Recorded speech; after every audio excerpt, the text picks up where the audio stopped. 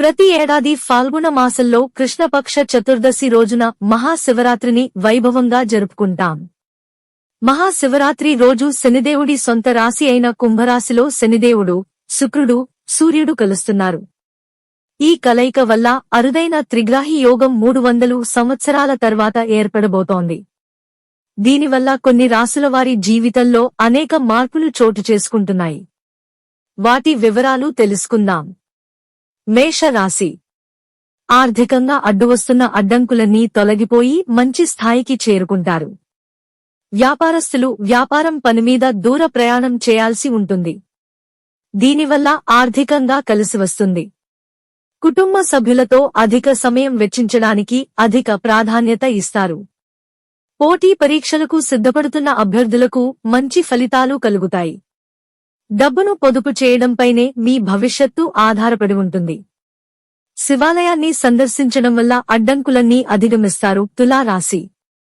గతంలో వేరేవారికి డబ్బులిచ్చి ఇక రాదు అనుకున్న డబ్బు తిరిగి చేతికి అందుతుంది. కుటుంబ సభ్యుల మధ్య అనుబంధాలు బలపడి ప్రతి పనిలో విజయాన్ని అందుకుంటారు. అలాగే వారితో ఎక్కువ సమయం గడపడానికే ప్రాధాన్యతనివ్వండి. నవగ్రహాలకు ప్రదక్షిణ చేయడం, శివుణ్ణి దర్శించుకోవడం వల్ల మీరు అనుకున్నదాన్ని కష్టపడి సాధించుకుంటారు. అందుకు భగవంతుడు తోడ్పడతాడు. వృషభ రాశి. లక్ష్యాన్ని సాధించాలనుకున్నప్పుడు ఎంతో కష్టపడతారు. పనిని సాధిస్తారు. అడ్డంకులన్నీ అధిగమిస్తారు. ప్రతి పనిలో విజయం సాధించడానికి అదృష్టం కలిసివస్తుంది.